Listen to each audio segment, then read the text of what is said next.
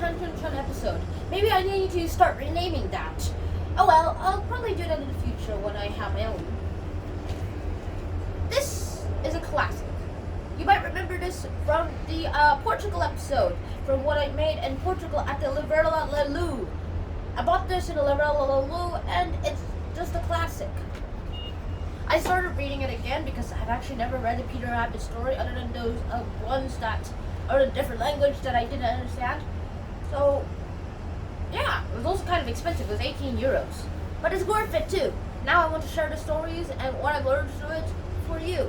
Also, I learned those fables long time ago. I've never learned about these stories, so I just want to tell you about it.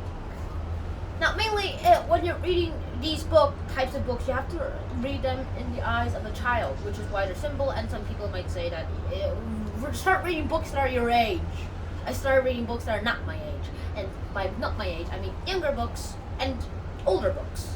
I'm reading Bill Bryson. What do you think? This book has been written by Beatrix Potter. Beatrix Potter has been a children's writer, and she was a very good children's writer too. She also a pretty good illustrator. I mean, I like the story about the Miss Moppet, to be honest, and I pretty much like anything that includes cats. Beatrix Potter was born in 1866 in Victorian London. That's pretty old. And so Beatrix Potter actually was one of the voices to make her mark, one of the women to actually make her mark on literature, children's literature. First of all, she actually lived at home and did some really weird some things, and she also did a lot of enchanting stories as a kid, and also a little bit of illustrations too. She had a refined education at home, which actually did a pretty good job in doing these models, and she had immense fascination for actual animals, like rabbits, cats. To be honest, I actually like cats.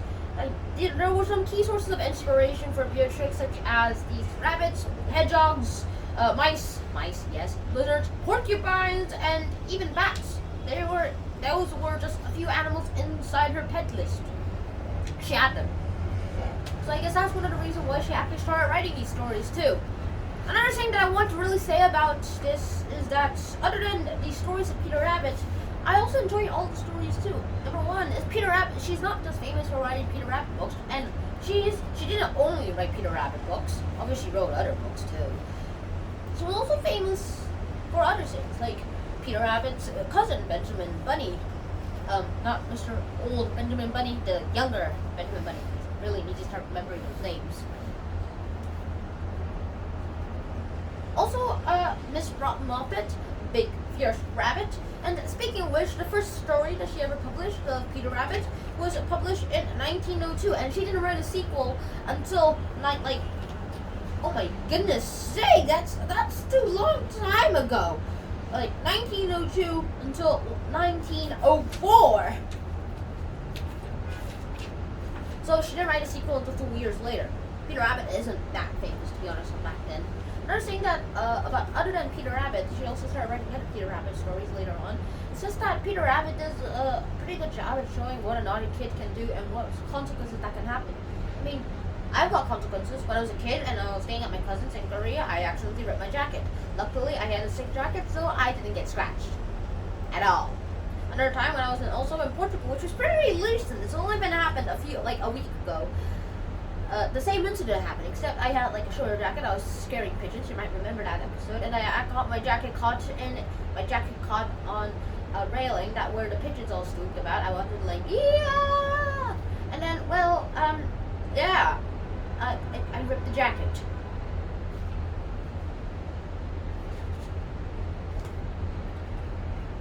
Another thing about other things, morals that I kind of talk about here is Miss Muppet. The story of Miss Muppet. In that story, I believe that was a cat. Yes, the tabby cat goes on teasing. If other people tease you, then still you don't tease them, because it's not fair. Sure, it's not fair that they are teasing you, but it's also not fair that you are teasing them. Personally, I like to think of this philosophy: if someone does this to you, you do that same thing to them. But I'm starting to actually have another Maybe I'm starting to believe in something else. If someone does something to you, you just stand up and walk away. Not always, of course. You sometimes have to stand up and fight. But still, I'm starting to think like that too. One of these other things that I seem to like and talk about that Miss Beatrix Potter actually does talk about inside this is her fascination with animals and the vices and virtues of human beings. I mean, what are the vices and virtues of human beings? Let's start thinking about that for a little bit right now. Let's see. Number 1 would be kindness. Number 2 would probably be forgiveness. Number 3 would be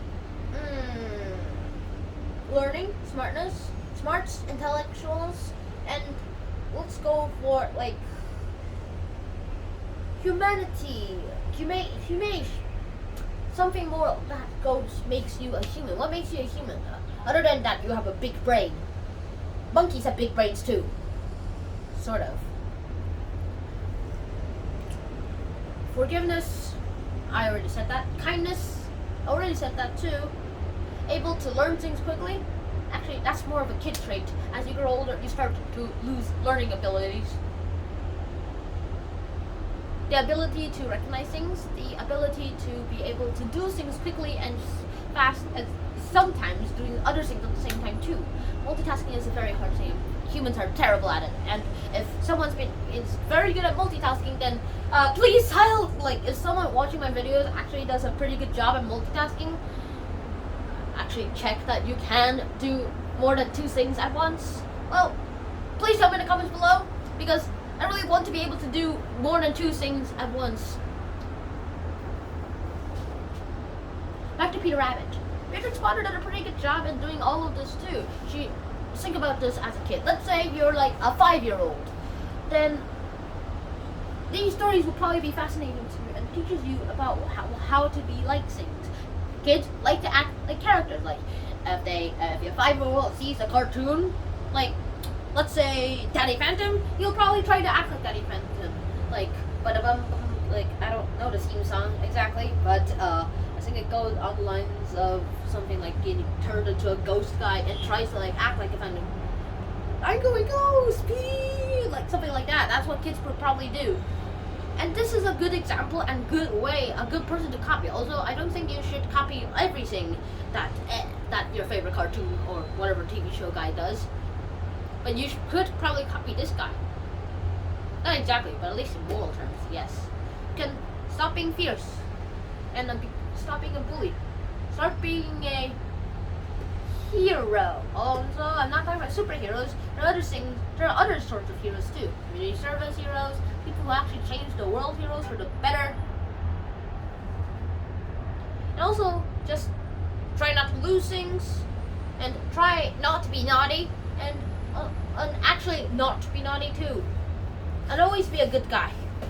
Because if you're a bad guy, well, you don't want to find out what will happen to you. So I hope you enjoyed this episode of Hunter and Sean. This year is the 121st year of Peter Rabbit ever since it was published, and it's still famous, even though it's it's over a century old. I'll see you soon. Shannon out. Peace. I'm coming for you, China! Okay, so this part is an extra of where I am right now in Dubai. Right now, I'm the Airbnb place on the view. You can literally see the Burj Khalifa. And if you look down, you'll see a bridge. That's links to the mall. Careful, I don't want to lose that phone. It has all my data on it. And the mall is over there, where you can probably see the Rolex symbol. Yeah, the place where it's that gigantic Rolex at, that's the mall.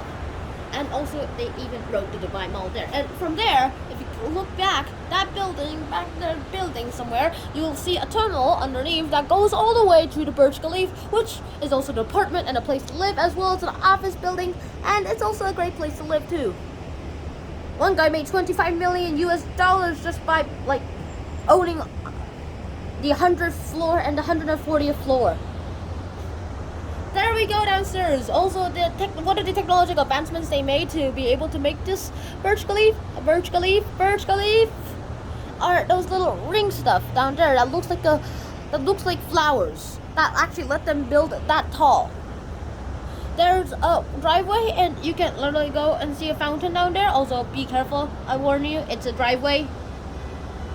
And there is the fountain right there. At 6 p.m. to 11 they do fountains. They do fountain works every 30 minutes. I'm gonna leave today for the airport at 9 o'clock p.m. So probably won't be able to see all of them.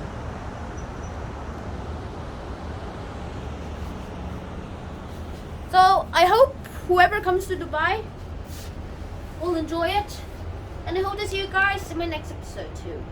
So until next time, YouTube, sign out. Peace!